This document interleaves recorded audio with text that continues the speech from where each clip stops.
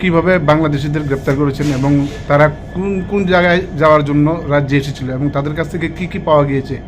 হ্যাঁ, গতকালকে আমরা আগরতলা জিআরপিএফ এবং আরপিএফ এবং বিএসএফ এবং আমাদের যে আরও গোয়েন্দা সংস্থা আছে, আমরা সবাই মিলে কালকে দুজন বাংলাদেশিকে আমাদের আগরতলা রেল স্টেশন থেকে গ্রেপ্তার করা হয় এবং ওনাদের সঙ্গে ওনাদের দুটা বাচ্চাও আছে।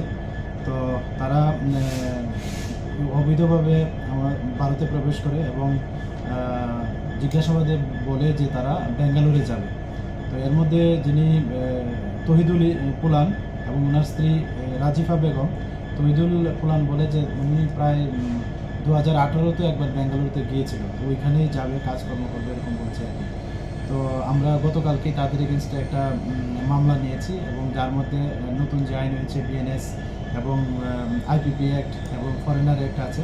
তো আজকে আমরা ওনাদের মহামান্য আদালতে প্রেরণ করছি এবং ওনাদের কাছ থেকে কিছু ডকুমেন্ট পাওয়া গেছে, কিছু ইন্ডিয়ান ক্যাশ কারেন্সি, তো মোবাইলও পাওয়া গেছে, স্মার্ট মোবাইল ফোন। তো এগুলি আমরা খতিয়ে দেখছি এগুলা, এবং এগুলো মানে তাদের আসা যাওয়াতে, অবৈধভাবে আসা যাওয়াতে যারাই ওনাদেরকে হেল্প করেছে, মানে টাউট হিসেবে কাজ করেছে, আমরা অবশ্যই তাদেরকেও আইনের আওতায় আনব।